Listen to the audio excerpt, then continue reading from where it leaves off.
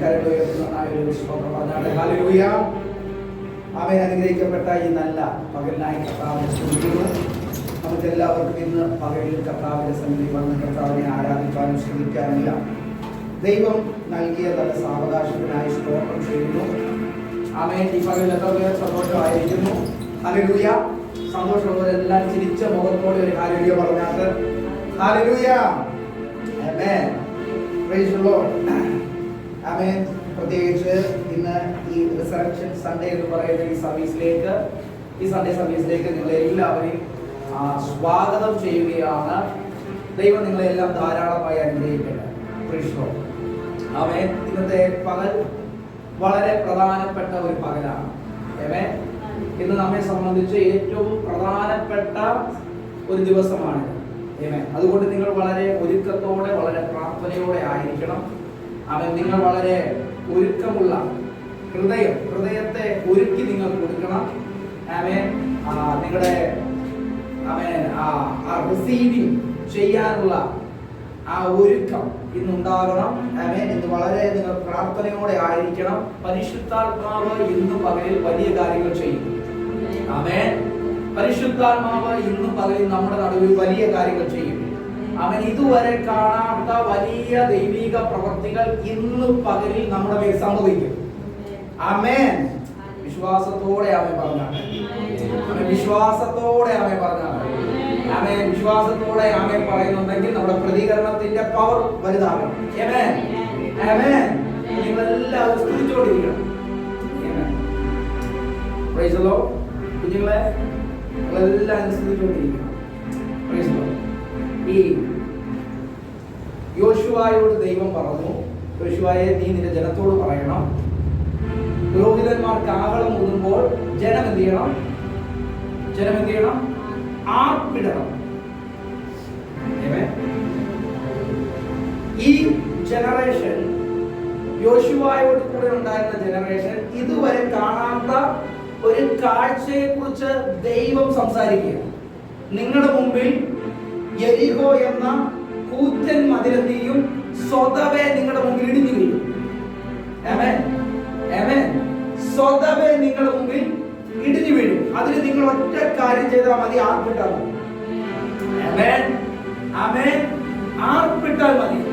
അവരോട് അത് പറയുമ്പോൾ, ഈ ആർപ്പിടുക എന്ന് പറയുമ്പോൾ ആ സൗണ്ടിന് വ്യത്യാസമുണ്ട്. ആമേൻ. ഈ ആർപ്പിടുക എന്ന് പറയുന്നതിനകത്ത് ലാംഗ്വേജ് ഇല്ല, ഭാഷയില്ല, വേർഡില്ല. മനസ്സിലാവുന്നോ? ഭാഷയില്ല, വാക്കുകളില്ല. പക്ഷെ എന്തുണ്ട്? ഒരു സൗണ്ട് ഉണ്ട്. ആമേൻ. ആമേൻ. അപ്പോസ്തല പ്രവൃത്തിയിൽ കാണുന്നത് അന്യഭാഷ അവർ പറഞ്ഞു എന്ന് മാത്രമല്ല, അതിനു മുമ്പേ അവിടെ കാണുന്ന ഒരു കാര്യം, ഒരു വലിയ മുഴക്കമുണ്ടായി. ആമേൻ. ഒരു വലിയ മുഴക്കമുണ്ടായി, ഒരു സൗണ്ട് ഉണ്ടായി. ആമേൻ. ഇന്ന് പകൽ ആമേൻ നമ്മുടെ മേൽ അങ്ങനെ ചില നാദങ്ങൾ തുറക്കപ്പെടാൻ പോവുകയാണ്. ഹല്ലേലൂയ. അവൻ നമ്മുടെ അകത്തു നിന്ന് ആ സൗണ്ട് ഇന്ന് പുറത്തു വരും. അവൻ ആ സൗണ്ട് പുറത്തു വന്നാൽ നിന്റെ മുമ്പിൽ നിൽക്കുന്ന കൂറ്റൻ മതിലുകൾ സ്വതവേ ഇടിഞ്ഞു വീഴും. സ്വതവേ ഇടിഞ്ഞു വീഴും. ഇതുവരെ കാണാത്ത അത്ഭുതങ്ങളിലേക്ക് സഭയെ പരിശുദ്ധാത്മാവ് നയിക്കാൻ പോവുകയാണ്. ഇതുവരെ അവൻ കയറി ചെല്ലാൻ പറ്റാത്ത ചില ഇടങ്ങളിലേക്ക് സഭയെ പരിശുദ്ധാത്മാവ് നയിക്കാൻ പോവുകയാണ്.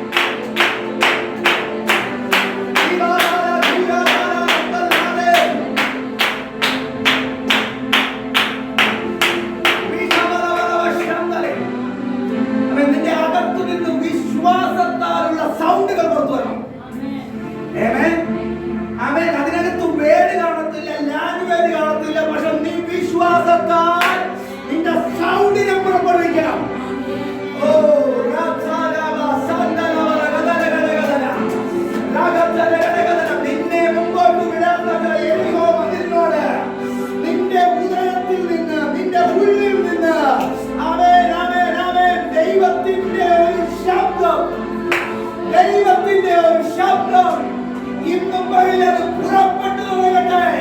ചില മതിലുകളെ വീഴ്ത്തുന്ന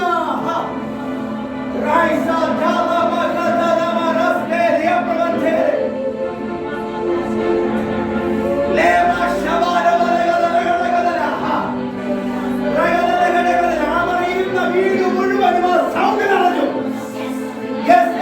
ഉയരത്തിൽ നിന്നുള്ള ഒരു സൗണ്ട്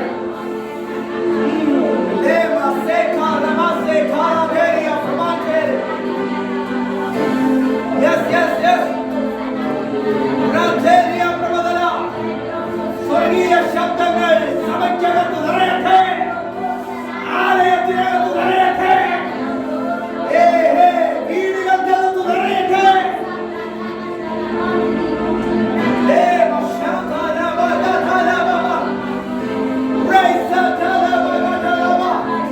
നിന്റെ ഉള്ളിൽ നിറയട്ടെ.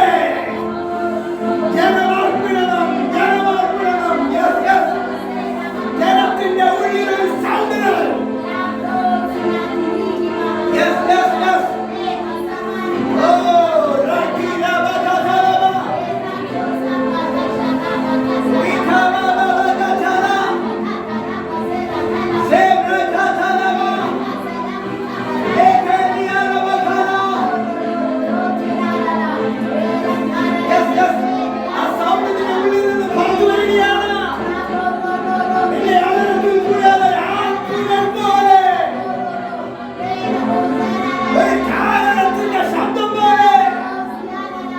സിംഹത്തിന്റെ ഗർജനം പോലെ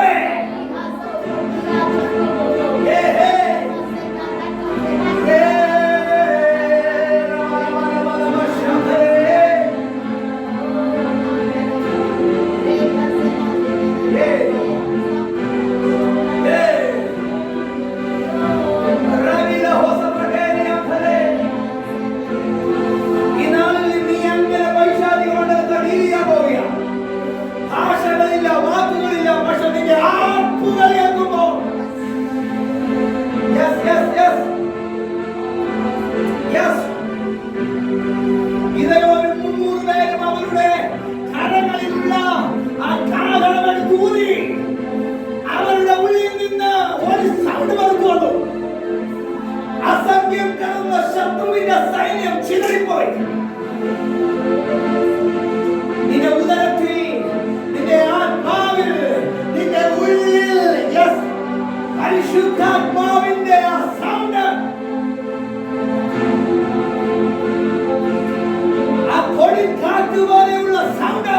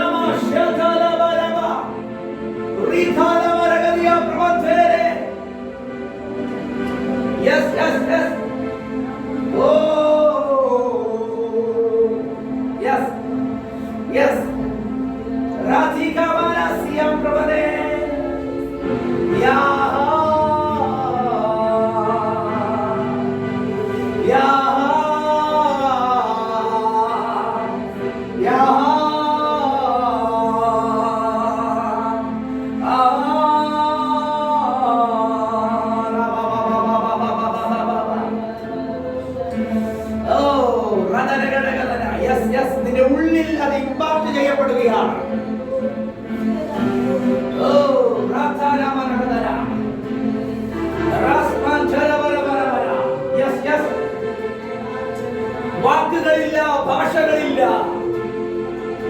പക്ഷെ നിന്റെ ഉള്ളിൽ നിന്ന് അവൻ പൊട്ടിപ്പുറപ്പെടുന്ന അവൻ ആർപ്പിന്റെ ശബ്ദം, ആർപ്പിന്റെ ശബ്ദം ഇന്ന് പകലിൽ ഇതുവരെ നിന്നെ മുന്നോട്ട് വിടാതെ വണ്ണം തടഞ്ഞ കഴിഞ്ഞ 7 വർഷത്തിന്റെ ചില മതിലുകൾ പൊളിയുകയാണ്. ഓ റിബാസ് നാച്ചോരവക്കാരിയ പ്രബല 7 വർഷങ്ങളുടെ ചില മതിലുകൾ നിന്നെ മുന്നോട്ട് വിടാതെ വണ്ണം നിന്നെ തടഞ്ഞു നിർത്തിയ, നിന്നെ ചുറ്റിക്കളകിയ. ഓ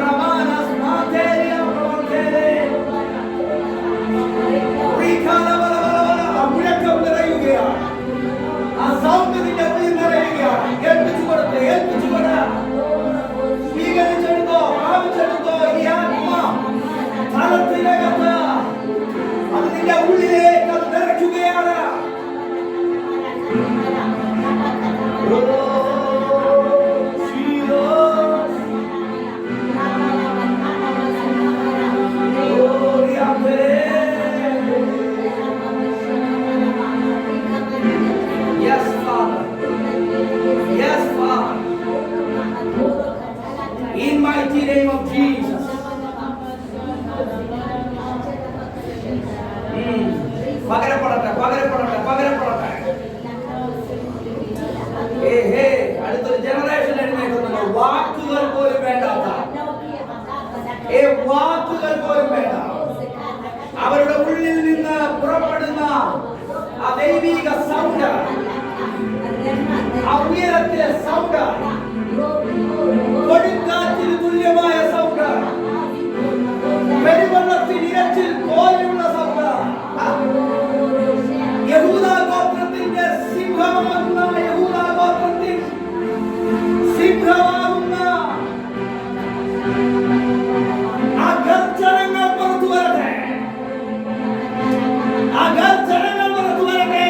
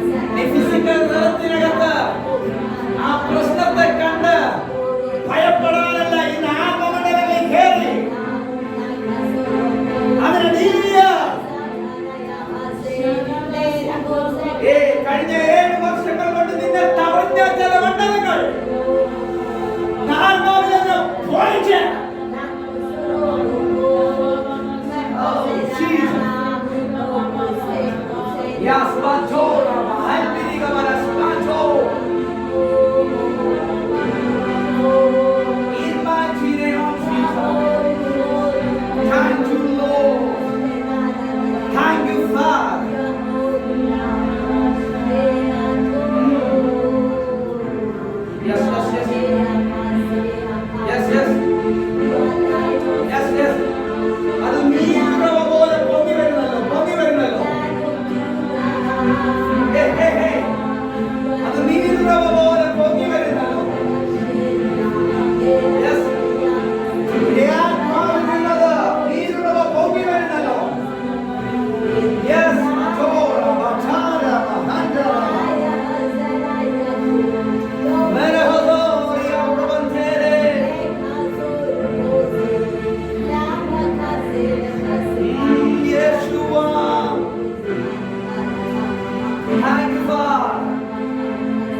Thank you, Jesus. Thank you, Holy Spirit.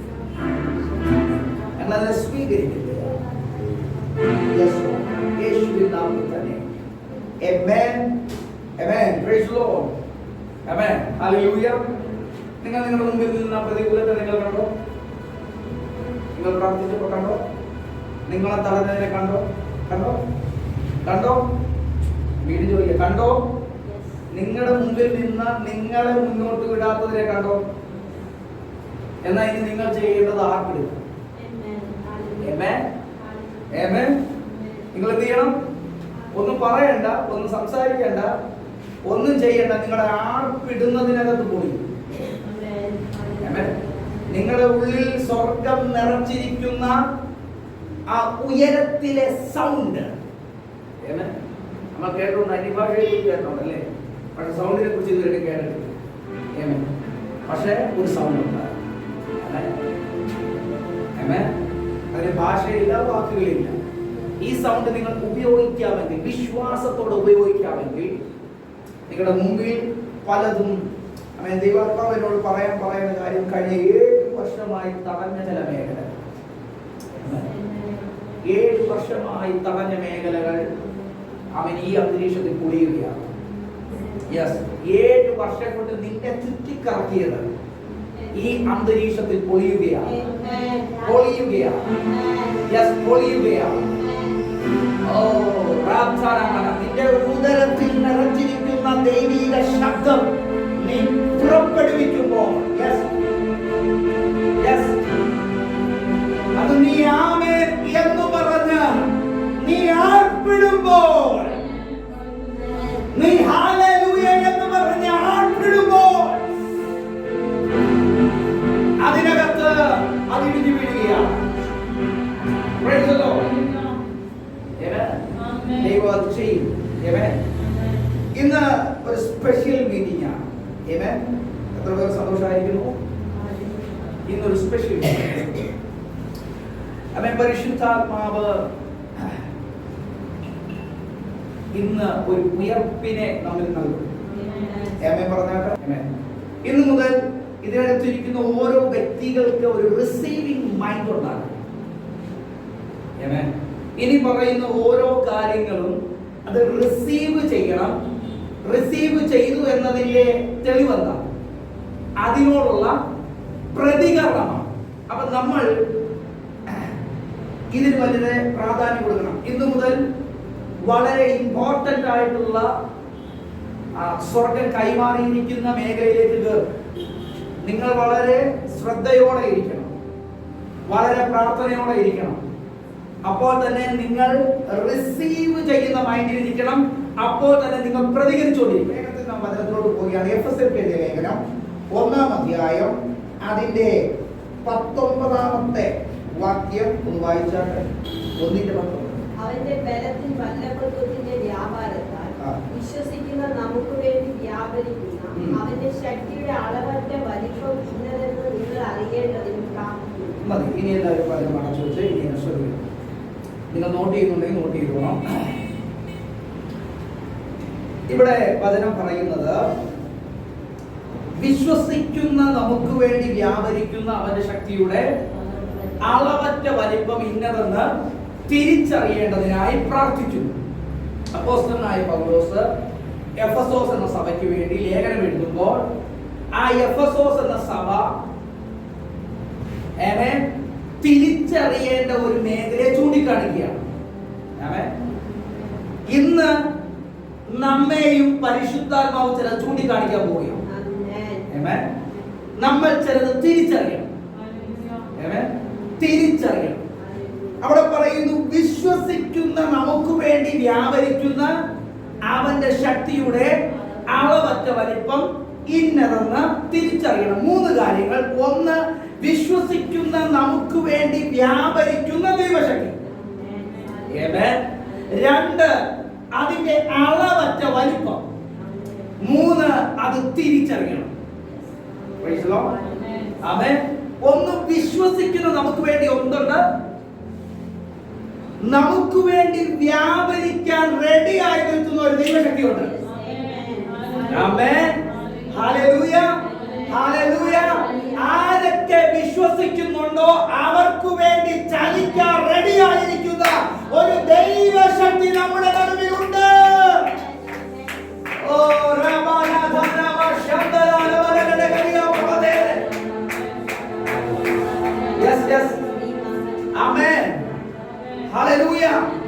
വിശ്വസിക്കുന്ന നമുക്ക് വേണ്ടി പറ, വിശ്വസിക്കുന്ന നമുക്ക് വേണ്ടി, ശബ്ദമുയർത്തി പറ, വിശ്വസിക്കുന്ന എനിക്ക് വേണ്ടി വ്യാപരിക്കുന്ന ഒരു ദൈവശക്തി ഇവിടെയുണ്ട്. ഹല്ലേലൂയ. അപ്പോ ആർക്കു വേണ്ടി അത് ചലിക്കുന്നത്? പറ, വിശ്വസിക്കുന്നവർക്ക് വേണ്ടി. വിശ്വസിക്കുന്നവർക്ക് വേണ്ടി. ആരാണോ വിശ്വസിക്കുന്നത്, അവരെന്തിനു വേണ്ടിയാണോ വിശ്വസിക്കുന്നത് അതിനു വേണ്ടി ചലിക്കും. ഇന്ന് സുജ സിസ്റ്റർ വിശ്വസിക്കുക, എന്റെ ജീവിതത്തിൽ ഒരു അത്ഭുതം നടക്കുന്നു വിശ്വസിച്ചാൽ അതിനു വേണ്ടി ദൈവശക്തി വ്യാപരിച്ച് സുജ സിസ്റ്റർക്ക് വേണ്ടി അത് ചലിക്കാൻ തുടങ്ങും.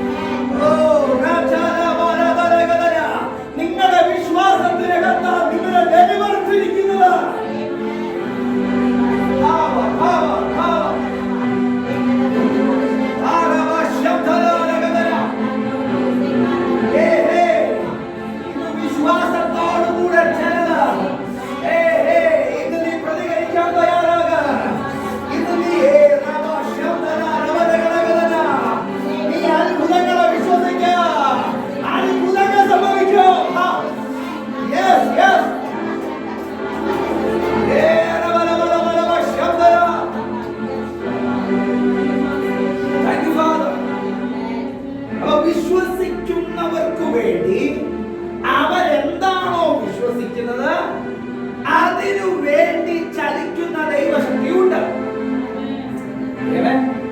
ഇപ്പൊ എനിക്കൊരു രോഗസൗഖ്യം വേണമെങ്കിൽ ഞാൻ എന്ത് വിശ്വസിക്കണം? യേശു ക്രിസ്തുവിലുള്ള രോഗസൗഖ്യത്തെ വിശ്വസിക്കണം.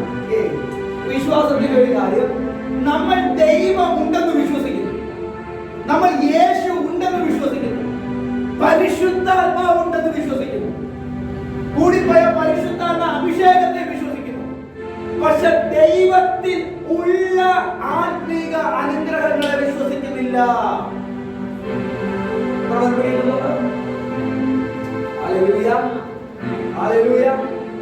യേശുവിനെ വിശ്വസിക്കുന്നുണ്ട് ഇവിടെ വന്നത്. പക്ഷെ യേശുവിൽ കൂടെ ഒരു അത്ഭുതം നടക്കുന്ന വെച്ച വിശ്വാസം. ഇത് സാമ്പത്തിക പ്രതിസന്ധി കൊണ്ടായിരിക്കും ഇവിടെ വന്നിരിക്കുന്നത്. യേശുവിൽ വിശ്വാസമുള്ളതുകൊണ്ട് വന്നിരിക്കുന്നത്.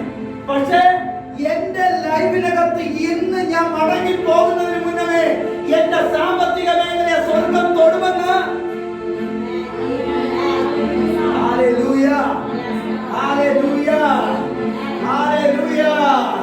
ഇന്ന് നിന്റെ മുമ്പിലുള്ള മതിലുകൾ വീഴ്ത്ത്. അത് എത്ര വലിയ ഘോരമായ മതിലാണെങ്കിലും ഇന്ന് നിന്റെ മുമ്പിൽ ആ മതിൽ വീഴുമെന്ന് വിശ്വസിച്ചാൽ അതിനു വേണ്ടി ചലിക്കുന്ന ഒരു ദൈവ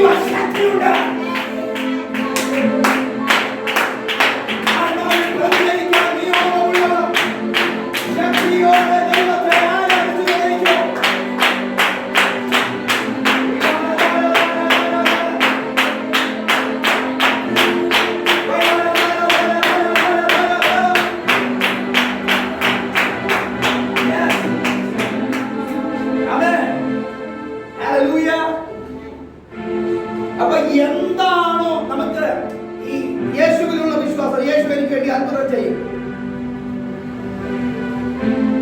യേശു അത്ഭുത മന്ത്രിയാണെന്ന് ഞാൻ വിശ്വസിക്കുന്നു.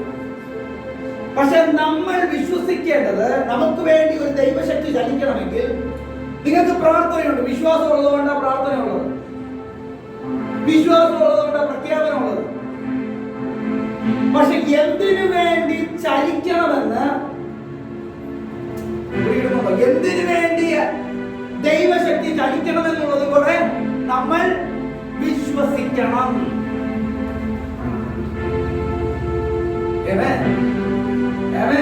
ദൈവം അത്ഭുതം ചെയ്യും എന്ന് അറിയില്ല. പക്ഷെ ഇവിടെ ഇരിക്കുമ്പോൾ തന്നെ ഞാൻ ഇവിടെ നിന്ന് എഴുന്നേൽക്കുന്നതിന് മുന്നമേ എന്റെ ലൈഫിൽ അത്ഭുതം നടക്കുമെന്ന് ഞാൻ വിശ്വസിക്കണം.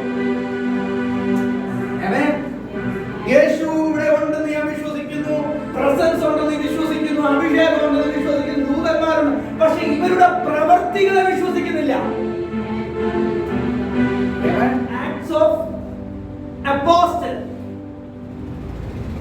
അപ്പോസ്തലന്മാരുടെ പ്രവർത്തികൾ അവരെങ്ങനെയാണ് പ്രവർത്തിച്ചത്? അവർ പ്രവർത്തിച്ചത് ദൈവത്തിലുള്ള പ്രവർത്തികളെ അവർ വിശ്വസിച്ചു. ദൈവത്തെ മാത്രമല്ല ദൈവത്തിലുള്ളതിനെ വിശ്വസിച്ചു. ആമേൻ, ഹല്ലേലൂയ. അവർ ദൂതന്മാരെ വിശ്വസിക്കുക മാത്രമല്ല, ദൂതന്മാർ ഞങ്ങൾക്ക് വേണ്ടി ഇറങ്ങി വന്നിട്ട് പുറത്തു കൊണ്ടുവരുമല്ല.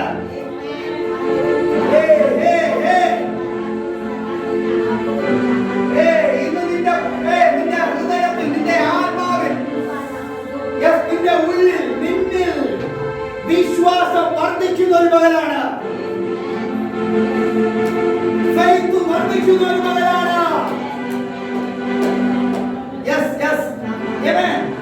അപ്പൊ വിശ്വാസം എന്ന ഏരിയ നമ്മൾ എന്ത് ചെയ്യണം? യഥാർത്ഥമായി അറിയണം. കാര്യങ്ങൾ കൊടുത്തിട്ട് പറഞ്ഞേ, വിശ്വാസം നമ്മൾ യഥാർത്ഥമായി അറിയണം. അതെ, വിശ്വാസം നമ്മൾ യഥാർത്ഥമായി അറിയണം. വിശ്വാസം എന്താ? എബ്രായ ലേഖനം 10-ാം അധ്യായം 1-ാം വാക്യത്തിൽ പറയുന്നു, വിശ്വാസം എന്നതോ ആശിക്കുന്നതിന്റെ ഉറപ്പും കാണാത്ത കാര്യങ്ങളുടെ നിശ്ചയവുമാകുന്നു. രണ്ട് കാര്യങ്ങൾ കൂടി ചേരുന്നതാണ് വിശ്വാസം. ഒന്ന് ആശിക്കുന്നതിന്റെ ഉറപ്പ്, രണ്ട് കാണാത്ത കാര്യങ്ങളുടെ. എന്താ ആശിക്കുന്നതിന്റെ ഉറപ്പ്? നമ്മളിത് കേട്ടിട്ടുണ്ട്, പക്ഷെ ഇതെന്താണെന്ന് അറിയില്ല. ആശയുണ്ട്, ആഗ്രഹമുണ്ട്. നമുക്ക് ആഗ്രഹമുണ്ട്, ആശയുണ്ട്, രണ്ടും രണ്ടാണ്. ആഗ്രഹം എന്ന് പറഞ്ഞാൽ എന്നിൽ കൂടെ ഒരു ഉണർവ് നടക്കാൻ ഞാൻ എന്ത് ചെയ്യുന്നുണ്ട്? ആഗ്രഹിക്കുന്നുണ്ട്. പക്ഷെ ആശ എന്ന് പറഞ്ഞാൽ അതല്ല, എന്നിൽ കൂടെ ദൈവം ഉണർവിനെ ചെയ്യും.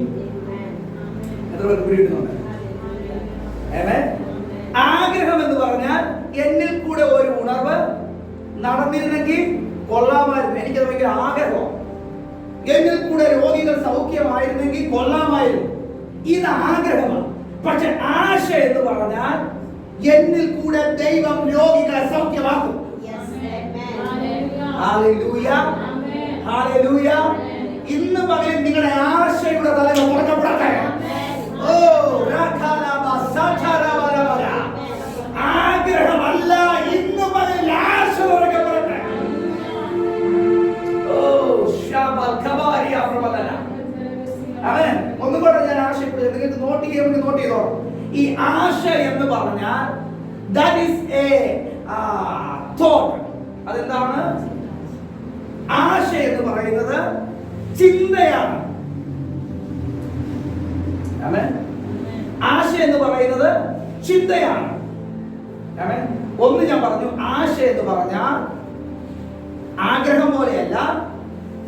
ആഗ്രഹം അത് നടന്നില്ലെങ്കിൽ കൊള്ളായിരുന്നു എന്നാണെങ്കിൽ ആശ എന്നുള്ളത് അത് നടക്കും. അതിന്റെ ഉറപ്പാണ് വിശ്വാസം നമ്മിൽ ജനറേറ്റ് ചെയ്യേണ്ട അല്ലെങ്കിൽ സൃഷ്ടിക്കേണ്ട ആദ്യത്തെ ഘട്ടം. ആമേൻ. ആമേൻ. ആശ എന്ന് പറഞ്ഞാൽ അതൊരു തോട്ടാണ്. വചനം പറയുന്നു 100-ാമത്തെ വയസ്സാകുമ്പോഴും അബ്രഹാമിന്റെ സാറയുടെയും ശരീരം അവർ നിർജീവത്വത്തെ ഗ്രഹിച്ചു. എങ്ങനെ ചെയ്തു? അതിനൊന്നും നടക്കത്തില്ലെന്ന് അവരുടെ ചിന്ത പറഞ്ഞു. പക്ഷെ വചനം പറയുന്നു ആശയ്ക്ക് വിരോധമായി ആശയോടെ കേട്ടോ അവരവിടെ ഉപയോഗിച്ചു തന്ന തോട്ടാണ്. ഇന്നു മുതൽ നിങ്ങളുടെ അകത്ത് സ്പിരിച്വൽ തോട്ടുകൾ തുറക്കപ്പെടട്ടെ. ആശയ്ക്ക് വിരോധമായി നമ്മൾ കാണുന്നതല്ല, ദൈവം നമ്മളോട് പറയുന്നതിനെ ചിന്തിക്കുക. ഇത് ആശ. ഇനി രണ്ടാമത്തെ മേഖലയാണ് കാണാത്ത കാര്യങ്ങളുടെ നിശ്ചയം. എന്ന് പറഞ്ഞാൽ ഇത് കണ്ടിട്ടല്ല വിശ്വസിക്കുന്നത്, കാണാതെ വിശ്വസിക്കുന്നത്.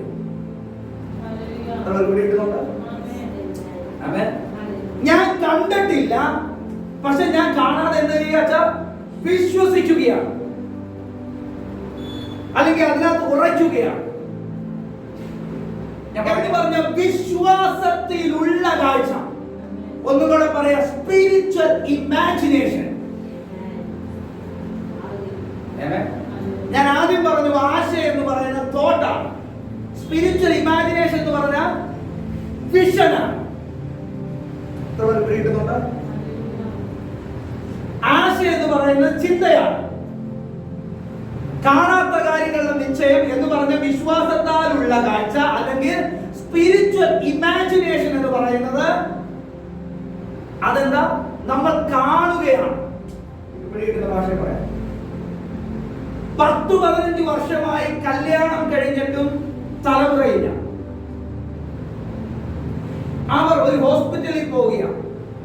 അവർ നിരന്തരമായി പോകുമ്പോൾ ആ സ്ത്രീയുടെ ചിന്തയ്ക്കകത്തുണ്ട്, എനിക്ക് ഇവിടെ നിന്ന് ഒരു കുട്ടിയെ എനിക്ക് ലഭിക്കും. അത് തോട്ടാണ്. അതൊരു തോട്ടാണ്. ആ ചിന്തയിൽ ഉറച്ചു, അതാണ് ആശ. എന്നാൽ ആ ആശ തോട്ടിലിരിക്കുമ്പോൾ തന്നെ താൻ കാണുകയാണ് തന്റെ കയ്യിൽ ഒരു നല്ല ഒരു പെൺകുട്ടി ഇരിക്കുക.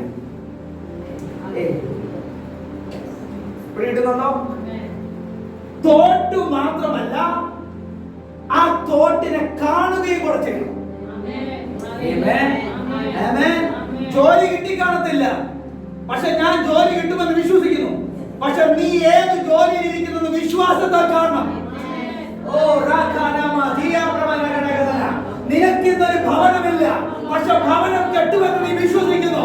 പക്ഷെ നീ എങ്ങനെയുള്ള ഭവനത്തിൽ ഇരിക്കുന്നത് വിശ്വാസത്താൽ കാണണം. That is spiritual imagination.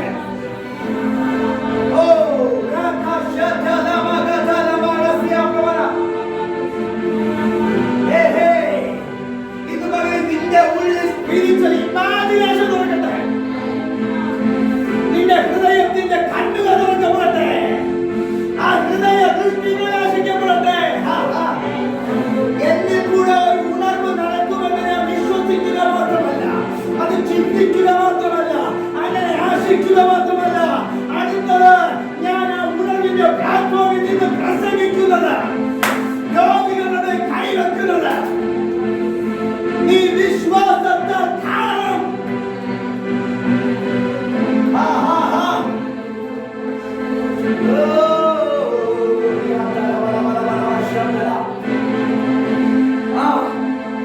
ഇത് വിശ്വാസത്താലുള്ള കാഴ്ച നിങ്ങളുടെ ഉള്ളിൽ തുറന്നു വരട്ടെ. തുറക്കുകയാണ്.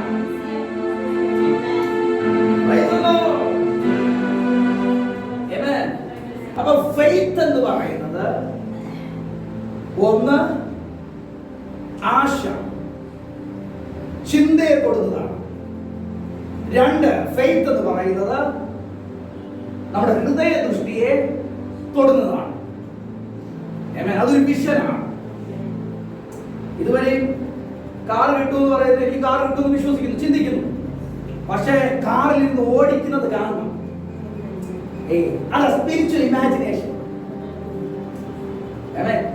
ഈ രണ്ട് കാര്യങ്ങളും കൂടെ ആഡ് ആകുന്നിടത്താണ് വിശ്വാസം എന്ന സംഭവം നമ്മിൽ നിന്ന് ജനറേറ്റ് ചെയ്യുന്ന അല്ലെങ്കിൽ സൃഷ്ടിക്കപ്പെടുന്നത്. ഇനി അടുത്തൊരു കാര്യം, വിശ്വാസം ചലിക്കണമെങ്കിൽ ഇനി മൂന്നാമത്തെ ഒരു കാര്യം കൂടെ ഉണ്ട്, ആക്ട് ഓഫ് ഫെയ്ത്ത്. ഞാൻ ആശയ്ക്ക് വിരോധമായി ആശയോടെ ചിന്തിച്ചു, വിശ്വസിച്ചു. ഞാൻ ഉള്ളിൽ കണ്ടു രോഗികൾ കൂടെ സൗഖ്യമാകും. ഞാൻ വിശ്വാസത്തോടെ കാണില്ല, രോഗികളുടെ മേൽ കൈവെക്കുന്നു, അല്ലെങ്കിൽ മരിച്ചവരെ ഞാൻ ഉയർപ്പിക്കുന്നതൊക്കെ ഞാൻ ഉള്ളിൽ കാണുക. പക്ഷേ മരിച്ച ഒരു ഡെഡ് ബോഡിയുടെ മുമ്പിൽ പോയിട്ട് ഞാൻ ഇങ്ങനെ നിന്ന് കഴിഞ്ഞാൽ ഇതൊന്നും ഹല്ലേലൂയ ഹല്ലേലൂയ ഹല്ലേലൂയ. രോഗികൾ എന്നിൽ കൂടെ വേണ്ട, ഒരു ഉണർവ് എന്നിൽ കൂടെ സംഭവിക്കുമെന്ന് ഞാൻ ഉറയ്ക്കുന്നു, ചിന്തിക്കുന്നു. ആ ഉണർവിനെ ഞാൻ വിശ്വാസത്താൽ കാണുന്നു. പക്ഷെ ഒരൊറ്റ വ്യക്തിക്ക് പോലും ഒരു ട്രാക്ട് പോലും കൊടുത്തില്ലെങ്കിൽ, ഒരൊറ്റ വ്യക്തിക്ക് വേണ്ടി പ്രാർത്ഥിക്കാൻ പോലും തയ്യാറാകുന്നില്ലെങ്കിൽ, സുവിശേഷം പോലും പറയാൻ തയ്യാറാകുന്നില്ലെങ്കിൽ അത് സംഭവിക്കില്ല. അപ്പൊ വിശ്വാസത്തിന്റെ പ്രവൃത്തി കൂടെ കൂടി ചേരുന്നിടത്താണ് ദൈവപ്രവൃത്തി ഇരിക്കുന്നത്.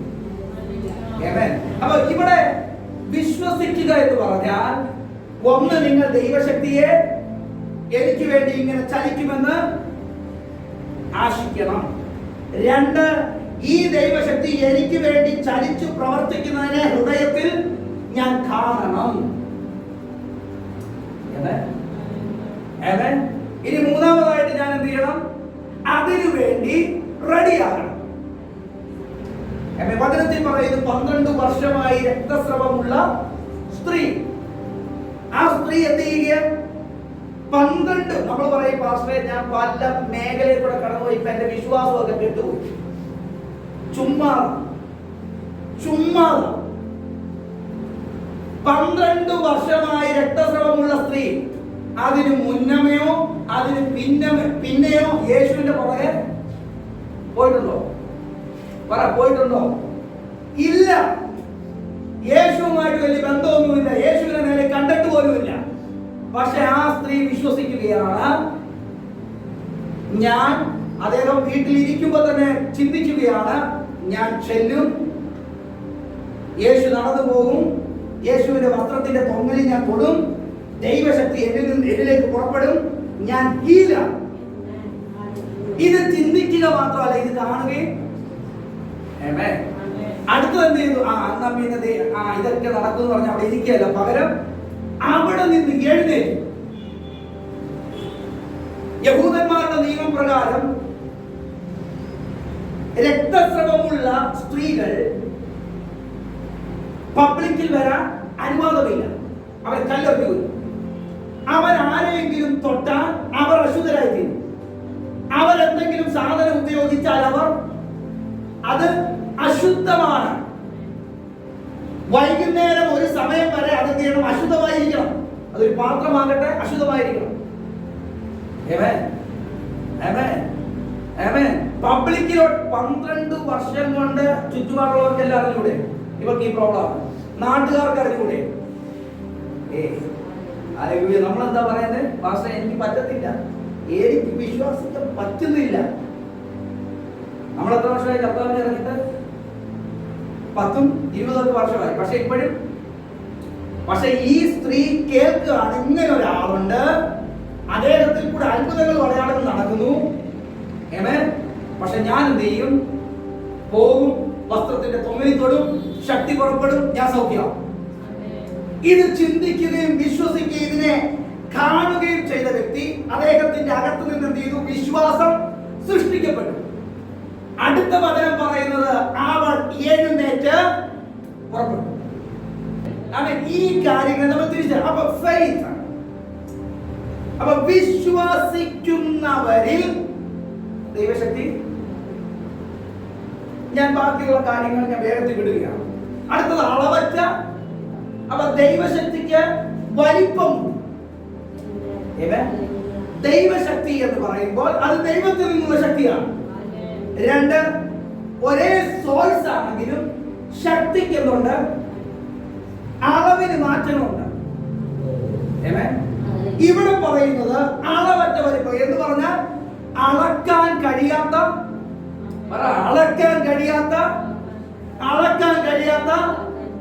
വലിപ്പം. അപ്പൊ ഇതിന്റെ അർത്ഥം എന്ന് പറഞ്ഞാൽ എന്താ?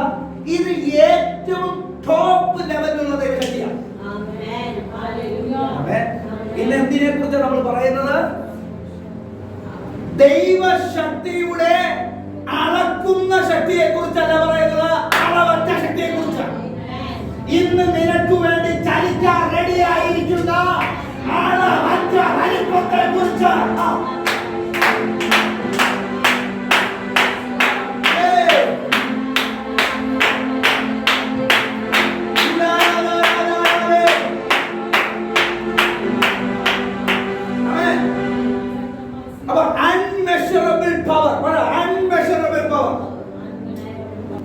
ചലിക്കാൻ റെഡിയാണ്.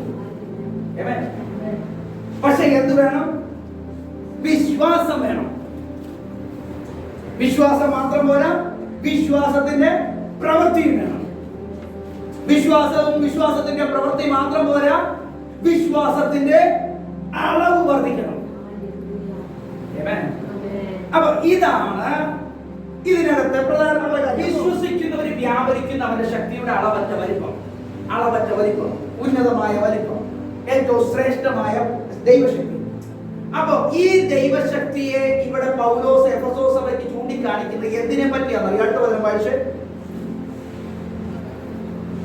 അങ്ങനെ അവൻ ക്രിസ്തുവിനെ വ്യാപരിച്ച് അവനെ മരിച്ചവരുടെ ഇടയിൽ നിന്ന് ഉയർപ്പിക്കുകയും സ്വർഗത്തിൽ തന്റെ വലതുഭാഗത്ത് എല്ലാ വാഴ്ചയ്ക്കും അധികാരത്തിനും ശക്തിക്കും കർത്തൃത്വത്തിനും ഈ ലോകത്തിൽ മാത്രമല്ല വരുവാനുള്ളതിനും വിളിക്കപ്പെടുന്ന സകല നാമത്തിനും അത്യന്തം മീതെ ഇരുത്തുകയും സർവവും അവന്റെ കാൽക്കീഴാക്കി വെച്ച് അവനെ സർവത്തിനും മീതെ തലയാക്കി എല്ലാത്തിനും എല്ലാം നിറയ്ക്കുന്നവന്റെ നിറവായിരിക്കുന്ന അവന്റെ ശരീരമായ സഭയ്ക്ക് കൊടുക്കുകയും ചെയ്തിരിക്കുന്നു.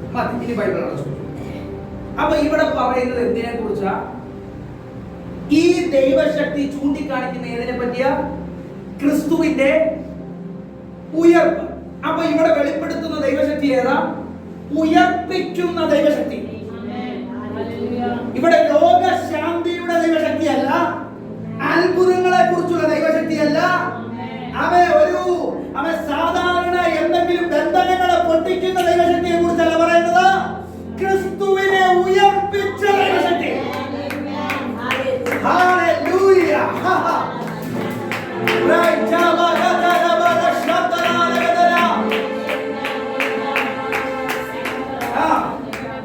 ഒരു റിസറക്ഷൻ പവറിനെ കുറിച്ച് വെളിപ്പെടുത്തുകയാണ്.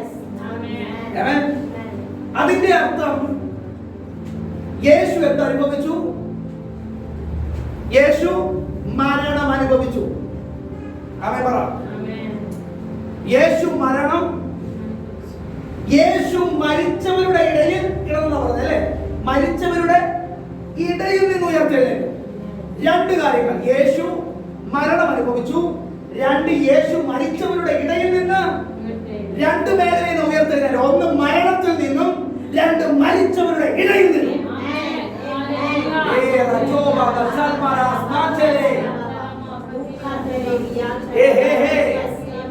ഇന്നെന്തിനാ പരിശുദ്ധാത്മാവ് ഇത് ചൂണ്ടിക്കാണിക്കുന്നേ? അതിന്റെ അർത്ഥം എന്തിനാ പരിശുദ്ധാത്മാവ് എഫെസോസ് സഭയ്ക്ക് വെളിപ്പെടുത്തുന്നത്? ഇത് സഭയ്ക്കാ കൊടുക്കുന്നത്, ജാതികൾക്കല്ല. അപ്പൊ അതിന്റെ അർത്ഥം എന്താ? എഫെസോസ് സഭ എവിടെയോ പറ മരണം അനുഭവിക്കുന്നു. എഫെസോസ് സഭ എവിടെയോ മരിച്ചു കിടക്കുന്നു. എന്നോടൊപ്പമുണ്ടോ? എഫെസോസ് സഭ മരണത്തിന്റെയും മരിച്ചവരുടെ ഇടയിൽ കിടക്കുന്നു. എന്തിനാ ഇന്ന് പരിശുദ്ധാത്മാവ് നമ്മളെ ചൂണ്ടിക്കാണിക്കുന്നത്? എന്താണ് എന്തിനാ പരിശുദ്ധാത്മാവ് നമുക്ക് ഇത് ചൂണ്ടിക്കാണിക്കുന്നത്? എഫെസോസ് സഭയ്ക്ക് ഇത് ചൂണ്ടിക്കാണിച്ചത് അവർ മരണത്തിലും മരിച്ചവരുടെ ഇടയിലും കിടന്നത് കൊണ്ടാണ് ശക്തിയെ പ്രാപിക്കണം എന്ന് പറഞ്ഞത്. ആമേൻ. അപ്പൊ ഇന്ന് ഈ അളവറ്റ ശക്തിയെ കുറിച്ച് വെളിപ്പെടുത്തുന്നുണ്ടെങ്കിൽ അത് എന്തിനു വേണ്ടിയാ? നമ്മളും മരണത്തിൽ നിന്നും മരിച്ചവരുടെ ഇടയിൽ നിന്നും ഉയർത്തെഴുന്നേൽക്കണം.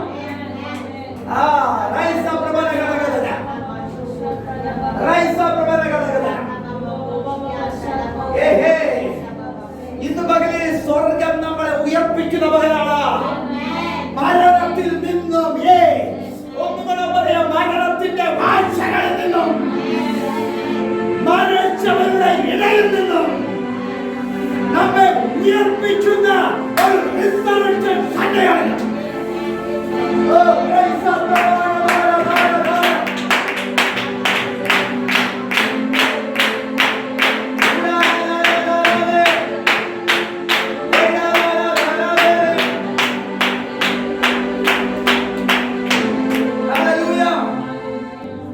അപ്പോ ഇന്ന് സ്വർഗം ആഗ്രഹിക്കുന്നത് നമ്മെ മരണത്തിന്റെ വാഴ്ചയിൽ നിന്ന് ഉയർപ്പിക്കണം. രണ്ട്, മരിച്ചവരുടെ ഇടയിൽ നിന്ന്. ഒന്നാമത്തെ ഭാഗം മരണത്തിൽ നിന്ന്, മരണത്തിന്റെ വാഴ്ചയിൽ നിന്ന് ഉയർപ്പിക്കണം. യേശു ക്രിസ്തു ക്രൂശിക്കപ്പെട്ടു, മരിച്ചു, അടക്കപ്പെട്ടു. യേശു ക്രിസ്തു മരണത്തിൽ നിന്ന് ഉയർത്തെഴുന്നേൽക്കുന്നത് വരെ എന്നെ ശ്രദ്ധിക്കണം. ഈ ഭാഗങ്ങൾ നിങ്ങൾ വളരെ ശ്രദ്ധിക്കണം. അസാധാരണമായ വിടുതലാണ്. യേശു ക്രിസ്തുവിന്റെ മേൽ അളവറ്റ ദൈവശക്തി ഇറങ്ങുന്നത് വരെ, യേശു ക്രിസ്തു ഉയർക്കുന്നത് വരെ, യേശു ക്രിസ്തുവിന്റെ മേൽ വാഗ്ദത്തമുണ്ട്. പറ ആമേൻ. പറ. പ്രവാചകന്മാരിൽ കൂടെ പ്രവചനമുണ്ട്. യേശു ക്രിസ്തു തന്നെ പ്രവചിച്ചിട്ടുണ്ട്. വാഗ്ദത്തമുണ്ട്, നിയോഗമുണ്ട്, എല്ലാമുണ്ട്. പക്ഷേ യേശു ക്രിസ്തു ഉയർക്കുന്ന ആ മൂന്നാം നാൾ വരെ യേശു ക്രിസ്തു മരിച്ചവരെ ചുറ്റുന്ന ശീലകളെ ബന്ധിക്കപ്പെട്ടവരായിരുന്നു. യേശു ക്രിസ്തു മരിച്ചവരെ ചുറ്റുന്ന ശീലകളാൽ ചുറ്റപ്പെട്ടവരായിരുന്നു. രണ്ട്, യേശു ക്രിസ്തു മരിച്ചവരെ കിടത്തുന്ന കല്ലറയ്ക്കകത്തായിരുന്നു. മൂന്ന്, പത്രോസ് പറയുന്നു, മരണഭാഷകൾ യേശുവിനെ പിടിച്ച്. മൂന്ന് കാര്യങ്ങൾ. നാലാമത്തെ കാര്യം, യേശു പറഞ്ഞു, ഞാൻ മൂന്നാം നാൾ ഉയർത്തെഴുന്നേൽക്കും. ഇത് കേട്ട മനുഷ്യരെല്ലാം കൂടെ എന്ത് ചെയ്തു? കല്ലറയെ വലിയ കല്ലുകൊണ്ട് ഉരുട്ടി വെച്ച് അതിനകത്ത് സീൽ പതിപ്പിച്ചു. എന്ന് പറഞ്ഞ ഇവൻ പുറത്തു വരരുത്. രണ്ട്, ഇവനെ ആരും പുറത്തു കൊണ്ടുവരരുതെന്ന് പറഞ്ഞ് പടയാളികളെ ആക്കി വെച്ചു. നമ്മൾ മരണത്തിൽ നിന്ന് ഉയർക്കാത്തിടത്തോളം കാലം മരണത്തിന്റെ ശീലകളുടെ ബന്ധനങ്ങൾ നമ്മിലുണ്ട്. ആമേൻ പറ. ആമേൻ പറ. ആമേൻ പറ. മരണത്തിന്റെ ശീലകൾ അത് രോഗങ്ങളായിട്ടായിരിക്കാം, അത് ശാപങ്ങളായിട്ടായിരിക്കാം, അത് തകർച്ചകളായിട്ടായിരിക്കാം, അത് നിരാശകളായിട്ടായിരിക്കാം, അത് മാനസികവും ശാരീരികവുമായിട്ടുള്ള പെയിനുകൾ.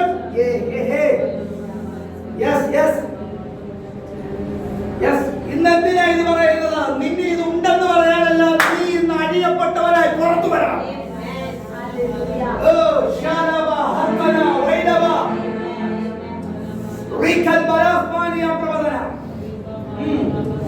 മരണത്തിന്റെ ബന്ധനങ്ങൾക്കകത്ത് യേശു കടന്നു ഉയർത്തുന്നത് വരെ. അപ്പൊ ഉയർത്തുന്നത് വരെ നമ്മൾ എവിടെയുണ്ട്? പറ.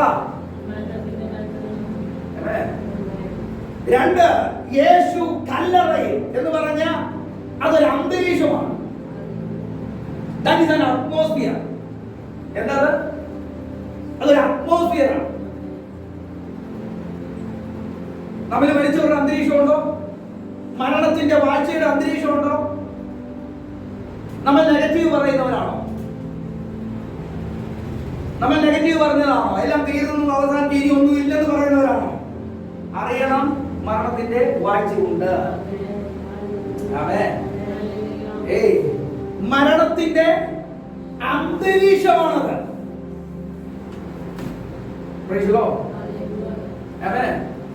പത്രോസിനും യോഹന്നാനും യാക്കോബിനൊക്കെ നല്ല കടലിനെ കുറിച്ച് പരിചയമുണ്ട്. യേശു വരുന്നത് വലിയ തിരമാലകളൊക്കെ ഇവർ കണ്ടതാണ്. പക്ഷെ യേശു വന്ന് പടകിൽ കയറി അവർ രക്ഷിക്കപ്പെട്ടു. യേശുവിനോടൊപ്പം സഞ്ചരിക്കുന്ന ഒരു രാത്രിയിൽ എന്ത് ചെയ്തു? യേശു അമരത്ത് തല വെച്ച് ഉറങ്ങുന്ന സമയത്ത് വലിയ കാറ്റും തിരമാലയും അടിച്ചു. അപ്പൊ അവരെന്ത് പറഞ്ഞു? നാഥാ, ഞങ്ങൾ നശിച്ചു പോകുന്നു. അതിന്റെ അർത്ഥം എന്താ? അവരുടെ നാവ് കൊണ്ട് തന്നെ പറയാം, ഞങ്ങൾ നശിച്ച് എന്ന് പറഞ്ഞാൽ അവർക്ക് ചുറ്റും ഒരു അന്തരീക്ഷ ക്രിയേറ്റായി. എത്ര പേർക്ക് കിട്ടുന്നുണ്ട്? കാറ്റും തിരമാലയുടെ സാഹചര്യങ്ങളുണ്ടായി. ഈ അറ്റ്മോസ്ഫിയറിന് നമുക്ക് ചുറ്റുമുള്ള സാഹചര്യങ്ങളെ ചേഞ്ച് ചെയ്യാൻ പറ്റും.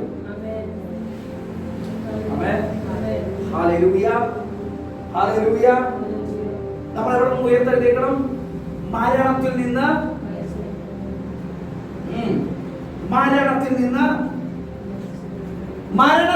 നിന്ന് ഉയർത്തെഴുന്നേറ്റില്ലെങ്കിൽ സംഭവിക്കുന്ന കാര്യം, നമ്മ ശീലകളാൽ ചുറ്റപ്പെടും.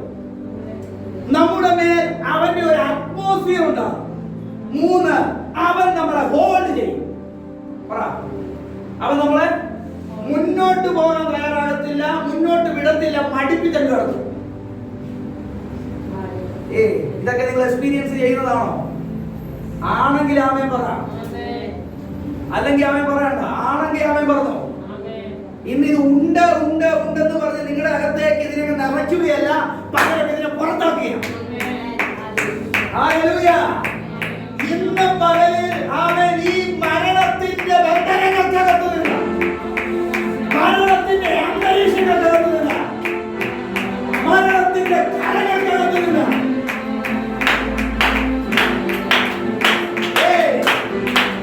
ഈ മരണത്തിന്റെ വാഴ്ചകൾക്കകത്ത് നിന്ന് നീ ഉയർത്തുന്നേക്കണം.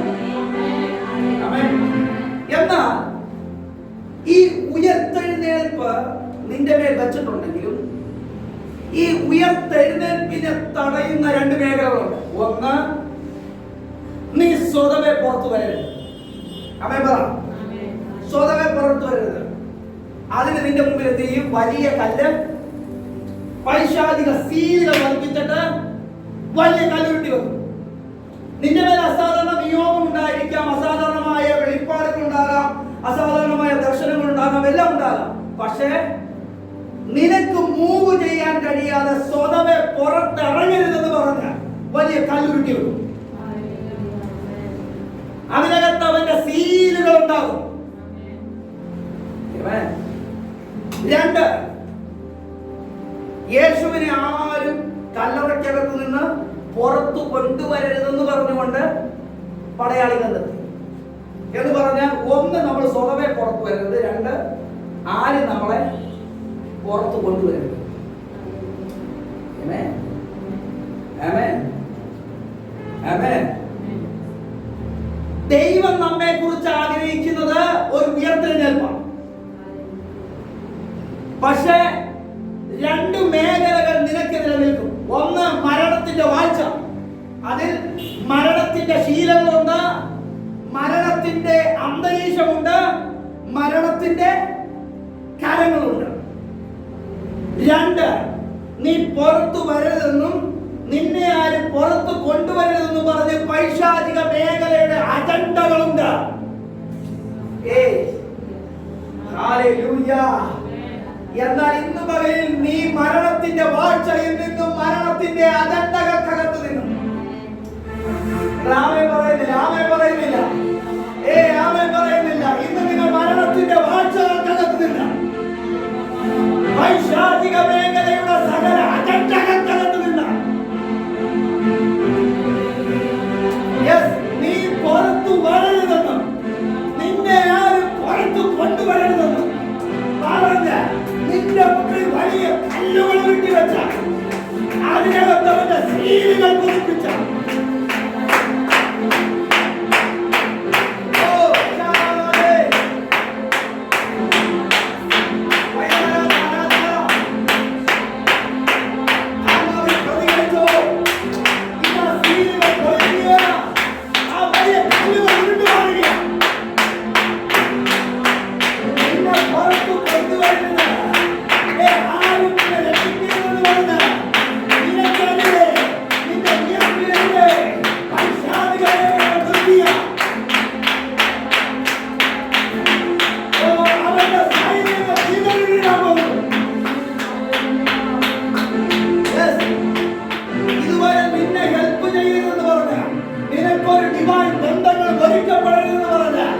അവൻ നിനക്കെതിരെ അവന്റെ ഡിവൈൻ ബന്ധങ്ങളെ തടയുന്ന പൈശാചിക മണ്ഡലത്തിന്റെ സൈന്യങ്ങൾ സൈന്യങ്ങൾ സൈന്യങ്ങൾ അത് ചിരവിടാതെ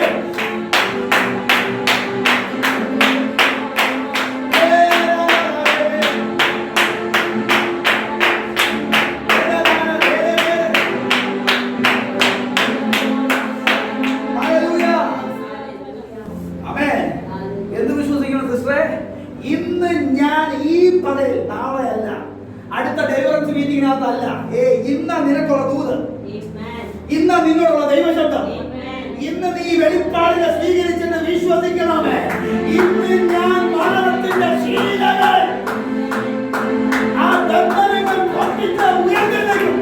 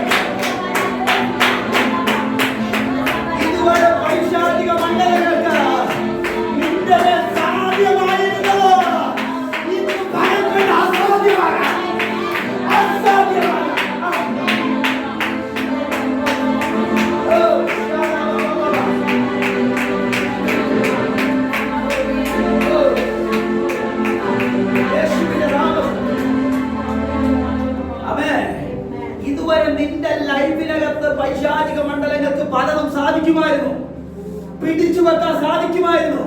പക്ഷെ ഇന്ന് നീ വിശ്വസിക്കുന്നെങ്കിൽ ഇനി നിന്നെ പിടിച്ചു വെക്കുന്നത് അസാധ്യമായി.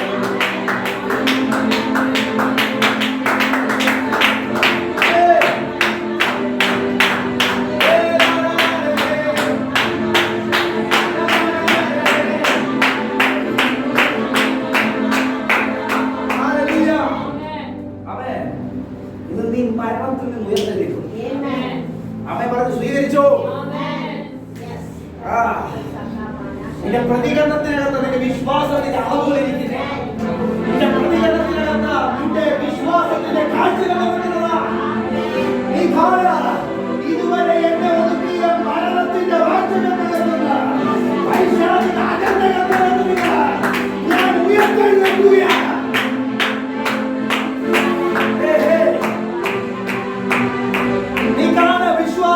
ഉയർത്തെഴുന്നേൽക്കപ്പെട്ട ഒരു സുധിയെ നീ കാണാം, ഉയർത്തെഴുന്നേൽക്കപ്പെട്ട ഒരു ജിജിയെ നീ കാണാം, ഉയർത്തെഴുന്നേൽക്കപ്പെട്ട ഒരു ശാലവിനെ കാണാം, ഉയർത്തെഴുന്നേൽക്കപ്പെട്ട ഒരു അങ്കിളിനെ കാണാം. ഇനി ബന്ധനം എന്ന് പറഞ്ഞുകൊണ്ടിരിക്കാനില്ല. യേശുവിന്റെ നാമത്തിൽ സകല പാപിന്റെ ബന്ധനങ്ങൾ right now. Fire! Yes, നിന്നെ ചുറ്റി വലിഞ്ഞ മുറുക്കി വച്ചിരുന്ന ചില മരണത്തിന്റെ വാശങ്ങൾ. Yes, yes, yes. Aha, aha, aha.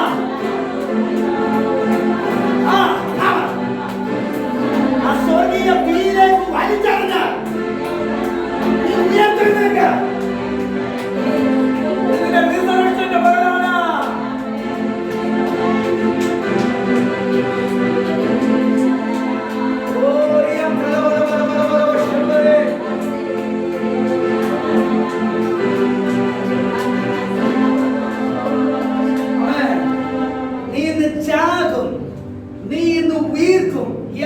പറഞ്ഞ് നിന്നെ ചുറ്റിയ പാമ്പിന്റെ ശക്തികൾ അഴിയുകയാണ്.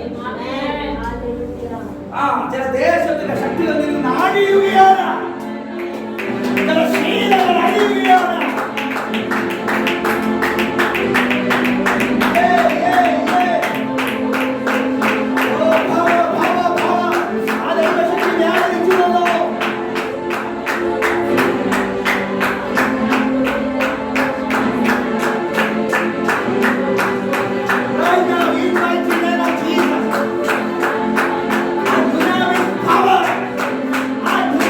Power!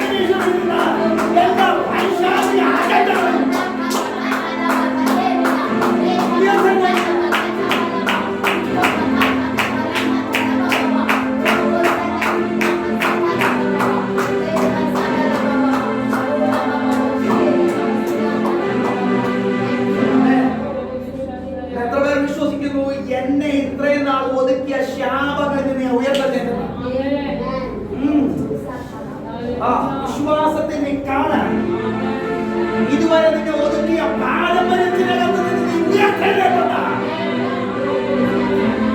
ഇതുവരെ നിന്നെ ഒതുക്കിയ രോഗഘട്ടത്തിൽ നിന്ന്,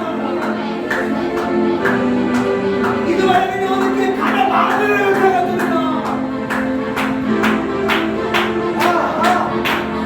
ആ വിശ്വാസത്തിന്റെ സഹിഷ്ണുത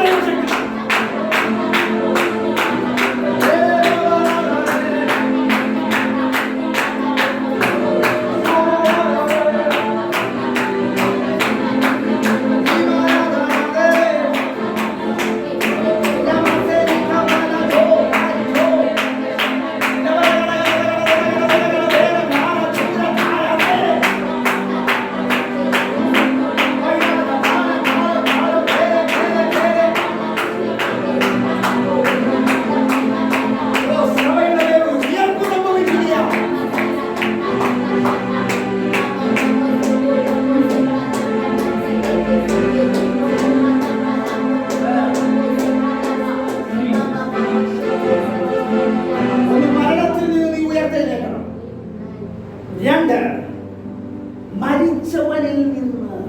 അടുത്ത നമ്മൾ എവിടെ നിന്ന് ഉയർത്തെഴുന്നേൽക്കണം? മരിച്ചവരുടെ ഇടയിൽ നിന്ന്. വേഗത്തിൽ പലരെടുത്ത റോമട്ടില്ല.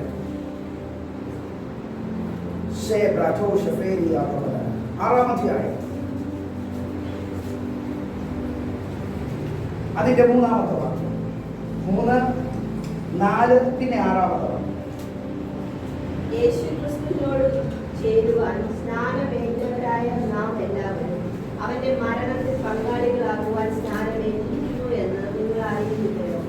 അങ്ങനെ നാം അവന്റെ മരണത്തിൽ പങ്കാളികളായി തീർന്ന സ്നാനത്താൽ അവനോട് കൂടെ കുഴിച്ചിടപ്പെട്ടു. ക്രിസ്തു മരിച്ചിട്ട് പിതാവിന്റെ മഹിമയാൽ ജീവിച്ചെഴുന്നേറ്റതുപോലെ നാമും ജീവന്റെ പുതുക്കത്തിൽ നടക്കേണ്ടതും തന്നെ. നാം ഇനി പാപത്തിന് അടിമപ്പെടാതെ വേണം പാപ ശരീരത്തോട് നീക്കം വരേണ്ടതിന് നമ്മുടെ പഴയ മനുഷ്യൻ അവനോട് കൂടെ ക്രൂശിക്കപ്പെട്ടു എന്ന് നാം അറിയണം. രണ്ട്, നമ്മൾ എവിടെ നിന്ന് ഉയർത്തെഴുന്നേൽക്കണം? പറയാം, മരിച്ചവരുടെ ഇടയിൽ നിന്ന്. നമ്മൾ 1 മരണത്തിൽ നിന്നും, 2 മരിച്ചവരുടെ ഇടയിൽ നിന്നും. മരണം എന്ന് പറഞ്ഞാൽ that is a realm, that is a kingdom. അതൊരു വാഴ്ചയാണ്. ആ വാഴ്ചയിൽ എന്തൊക്കെയുണ്ടെന്ന് ഞാൻ പറഞ്ഞു. 1, മരണത്തിന്റെ വാഴ്ചയ്ക്ക് ബന്ധനങ്ങളുണ്ട്. മരണത്തിന്റെ വാഴ്ചയിൽ അന്തരീക്ഷമുണ്ട്. മരണത്തിന്റെ അന്തരീക്ഷമുണ്ട്. മരണത്തിന്റെ വാഴ്ചയിൽ മരണത്തിന്റെ കരങ്ങളുണ്ട്. മരണത്തിന്റെ വാഴ്ചയോടൊപ്പം പിന്നെ എന്തുണ്ട്? അജണ്ടകളുണ്ട്. മരണത്തിൽ നിന്ന് പുറത്തു വരാതിരിക്കാനുള്ള അജണ്ടകൾ. പക്ഷെ ഇന്ന് നമ്മൾ അതിൽ പുറത്തു തരും.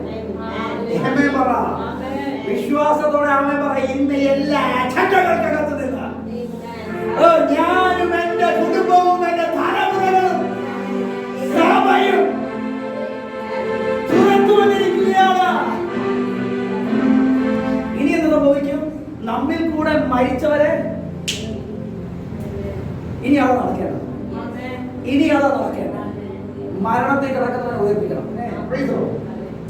അപ്പൊ ഇവിടെ പറയുന്ന വേണ്ട, യേശുക്രിസ്തുവിനോട് ചേരുവാൻ സ്നാനമേറ്റവരായ നാം എല്ലാവരും അവന്റെ മരണത്തിൽ പങ്കാളികളാകുവാൻ സ്നാനമേറ്റിരിക്കുന്നു. അങ്ങനെ നാം അവന്റെ മരണത്തിൽ പങ്കാളികളായി തീർന്നു.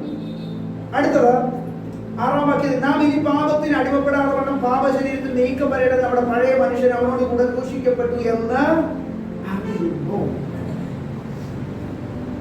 ഇനി നമ്മൾ എവിടെ, ഏത് മരിച്ചവരുടെ ഇടയിൽ നിന്ന് എഴുന്നേൽക്കണം എന്നുള്ളതിനെ കുറിച്ച് നോക്കുന്നത്. സ്നാനം എന്ന് പറയുന്നത് മരണത്തിന്റെ വാഴ്ച അനുഭവിക്കുന്ന പാപത്തെയും മരണത്തെയും പൈശാചിക ബന്ധനങ്ങളിൽ കെട്ടപ്പെട്ട് കിടക്കുന്ന പഴയ മനുഷ്യനെ ക്രൂശിക്കുക, മരിപ്പിക്കുക, അടക്കം ചെയ്യുക. നമ്മുടെ ആരാ പഴയ മനുഷ്യൻ? നമുക്ക് പഴയ മനുഷ്യനുണ്ടോ? പറ, ഉണ്ടോ? ഉണ്ടോ? നമ്മുടെ പഴയ മനുഷ്യന്റെ കുഴപ്പം എന്താ? അവൻ ജഡമനുഷ്യനാ. അവൻ എന്തൊക്കെ വഹിക്കുള്ളൂ? ലോകത്തിലുള്ളതും ദൈവികമല്ലാത്തതും മാത്രമേ അവൻ എടുത്തോണ്ട് പോകുള്ളൂ. അവനിലാണ് ഈ തകർച്ചയെല്ലാം കിടക്കുന്നത്. അവനിലാണ് ഈ ശാപങ്ങളെല്ലാം കിടക്കുന്നത്. അവനിലാണ് ഈ രോഗങ്ങളെല്ലാം കിടക്കുന്നത്, അവനിലാണ് ഈ പ്രശ്നങ്ങളെല്ലാം കിടക്കുന്നത്. അവൻ പറ, ഞാൻ ആത്മ മനുഷ്യനിലല്ല, പഴയ മനുഷ്യനില്ല. ഈ പഴയ മനുഷ്യനെ ക്രൂശിച്ചു, മരിപ്പിച്ചു, അടക്കം ചെയ്യുന്നതാണ് സ്നാനം. ആ അടക്കം ചെയ്യുന്നതിലൂടെ നമ്മിൽ ഒരു പുതിയ മനുഷ്യൻ ജനിക്കുന്നു. വെള്ളത്താലും ആത്മാവിനാലും ജനിച്ചതുകൊണ്ട് നമ്മൾ എന്താകുന്നു? ആത്മാവിൽ ജനിക്കപ്പെട്ടിരിക്കുന്നു, ക്രിസ്തുവിൽ ജനിക്കപ്പെട്ടിരിക്കുന്നു. നിങ്ങൾ തന്നെ ഈ ഭാഗം വളരെ ശ്രദ്ധിക്കണം. ഇതാണ് ഏറ്റവും ഇമ്പോർട്ടന്റ്. ജനിക്കപ്പെട്ടു. ആരാ? പുതിയ മനുഷ്യൻ. പക്ഷെ പഴയ മനുഷ്യൻ എന്ത് ചെയ്തു? ക്രൂശിക്കപ്പെട്ടു, മരിക്കപ്പെട്ടു, അടക്കപ്പെട്ടു. പുതിയ മനുഷ്യൻ എന്ത് ചെയ്തു? ജനിക്കപ്പെട്ടു. പക്ഷെ എന്ത് സംഭവിച്ചിട്ടില്ല? പുതിയ മനുഷ്യൻ ജനിക്കപ്പെട്ടു. യേശു കല്ലറയിൽ ഇരുന്നപ്പോൾ മൂന്നാം നാൾ ദൈവത്തിന്റെ ശക്തി ഇറങ്ങി, യേശു ജീവൻ വെച്ചു. അടുത്തത് എന്താ സംഭവിച്ചത്? പറ. മരണത്തിന്റെ വാഴ്ചകളെയും പൈശാചിക അജണ്ടകളെയും മരിച്ചവരുടെ ഇടയിൽ നിന്നും ഉയർത്തെഴുന്നേറ്റു. നമ്മിൽ പുതിയ മനുഷ്യൻ ജനിച്ചു. പക്ഷെ ഇനി അടുത്തത് സംഭവിക്കണം. പറ. പുതിയ മനുഷ്യൻ മരിച്ചവരുടെ ഇടയിൽ നിന്ന്, ഒന്നും കൂടെ പറയാം, മരിച്ചവർ എന്നല്ല, മരിച്ചവരിൽ നിന്ന് ഉയർത്തെഴുന്നേൽക്കണം. ആരാ മരിച്ചത്? പറ. നമ്മുടെ പഴയ മനുഷ്യൻ മരിച്ചു. അവൻ ക്രൂശിക്കപ്പെട്ടു, മരിച്ചു, അടക്കപ്പെട്ടു. അത് സ്നാനത്തിൽ കംപ്ലീറ്റ് ആയി. നമ്മുടെ ആത്മമനുഷ്യൻ ജനിച്ചു. പക്ഷെ ഇനി അടുത്തത് വേണ്ടത് യേശു ക്രിസ്തു പിതാവിന്റെ മഹിമയാൽ ഉയർത്തെഴുന്നേറ്റതുപോലെ ഉയരത്തിലെ ഉന്നതമായ ശക്തിയാ, അളവറ്റ ശക്തിയാ ഉയർത്തെഴുന്നേറ്റതുപോലെ നമ്മുടെ ആത്മമനുഷ്യൻ പഴയ മനുഷ്യനിൽ നിന്ന് ഉയർത്തെഴുന്നേൽക്കണം.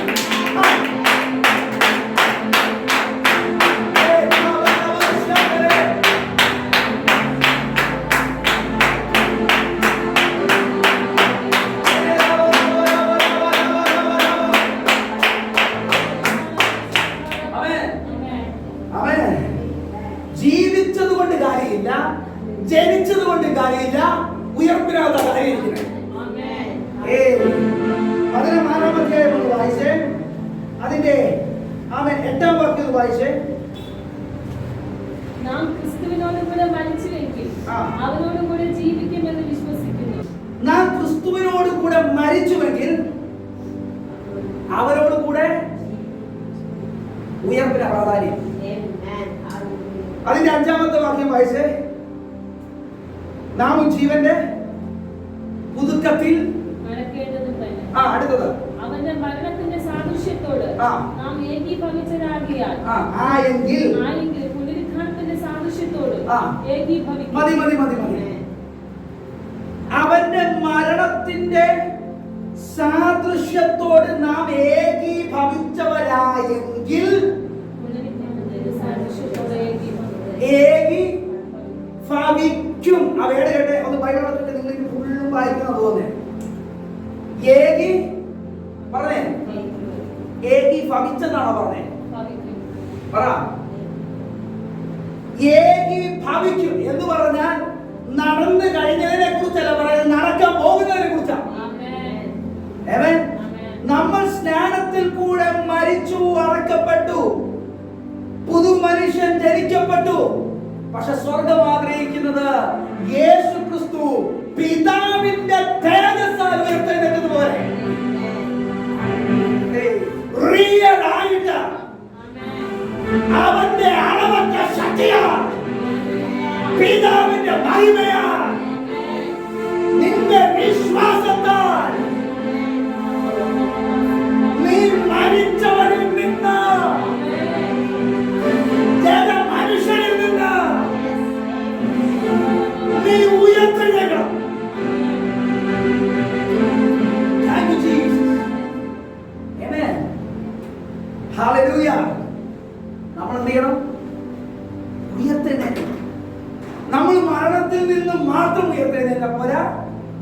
മരിച്ചവരിൽ നിന്ന് ഉയർത്തെഴുന്നേൽക്കണം. കാരണം ഈ മരിച്ചവരിലാണ് എല്ലാ സംഭവങ്ങളും ഇരിക്കുന്നത്. ആമേൻ. നമ്മൾ മരണത്തെ ബ്രേക്ക് ചെയ്യും, പക്ഷെ മരിച്ചവരിൽ നിന്ന് ഉയർത്തെഴുന്നേറ്റില്ലെങ്കിൽ വീണ്ടും എന്ത് ചെയ്യും? നമ്മളിപ്പോ എവിടെ ജീവിക്കുന്നേ? പറ. മരിച്ചവനിലാണ്.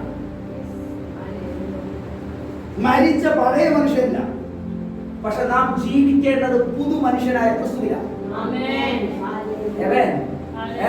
എങ്ങനെയാ നീ അതിനകത്ത് എഴുന്നേറ്റു എന്നുള്ള ഉയർത്തെഴുന്നേറ്റു എന്നുള്ളതിന്റെ റിസൾട്ട് എന്താ? ഒറ്റ കാര്യം, നീ ജീവന്റെ പുതുക്കത്തിൽ നടക്കും. എന്ന് പറഞ്ഞാൽ ഒരുവൻ ക്രിസ്തുവിലായാൽ അവൻ പുതിയ സൃഷ്ടിയാകുന്നു. രണ്ട്, പഴയതെല്ലാം കഴിവും. നീ ജഡത്തിൽ നിന്ന് ഉയർത്തെഴുന്നേറ്റാൽ പഴയതല്ല അവസാനിക്കും.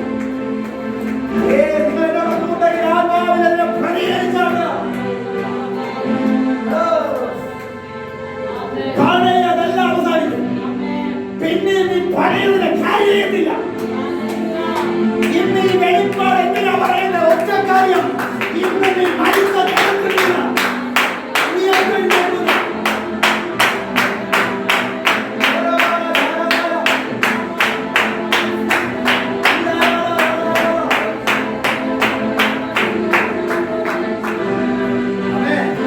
എന്താ ജീവന്റെ പുതുക്കം? ഒറ്റ വാക്യം.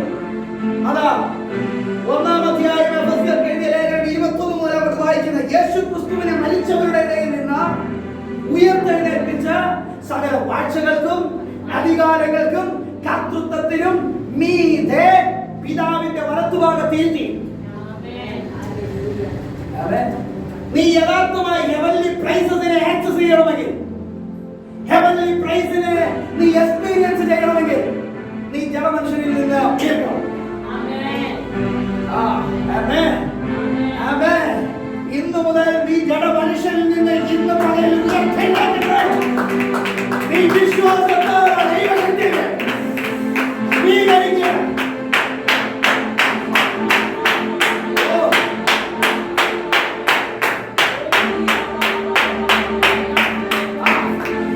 ഇന്നു മുതൽ നിന്റെ സ്പിരിച്വൽ മൈൻഡ് നിന്റെ ജഡത്തിന്റെ മനസ്സിൽ നിന്ന് ഉയർക്കണം.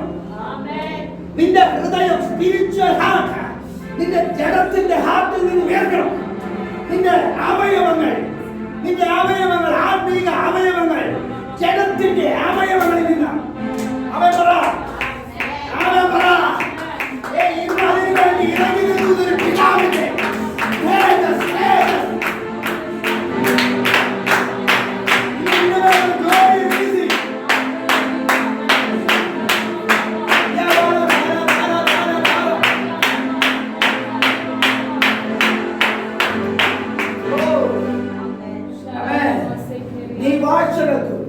അധികാരങ്ങൾക്കും കർത്തൃത്വത്തിനും മീതെ ഹെവൻലി പ്ലേസസിൽ നിന്നുകൊണ്ട് സകല വാഴ്ചകളെയും അധികാരങ്ങളെയും കർത്തൃത്വത്തെയും കാൽക്കീഴാക്കി വെക്കുന്നതാണ് നിന്റെ ഉയർപ്പിന്റെ റിസൾട്ട്. എന്ന് പറഞ്ഞാൽ പിന്നെ ചിന്തിക്കരുതോ, പിന്നെ പോരാട്ടമൊന്നുമില്ല, പിന്നെ യേശു എന്താ പറഞ്ഞത്? ഭാഗിനെ തേടിനെ സമൂഹത്തിന്റെ സകലത്തെ ചവിട്ടുവാനുള്ള അധികാരം. അതിന്റെ അർത്ഥം എന്താ? ഇനി നീ ചവിട്ടിക്കൊള്ളണം എന്ന് പറഞ്ഞാൽ ഇതുവരെ നിന്നോട് പോരാടിക്കൊണ്ടിരുന്നതിനെ നീ പോരാടാൻ പോവുക. ഇതുവരെ അവൻ നിന്നെ തടഞ്ഞതും നിന്നെ എതിർത്തതുമായ പൈശാചിക മണ്ഡലത്തെ നീ എതിർക്കാൻ പോവുക, നീ തടയാൻ പോവുക. അവന്റെ വാഴ്ചകളെ, അവന്റെ അധികാരങ്ങളെ, അവന്റെ കർത്തൃത്വങ്ങളെ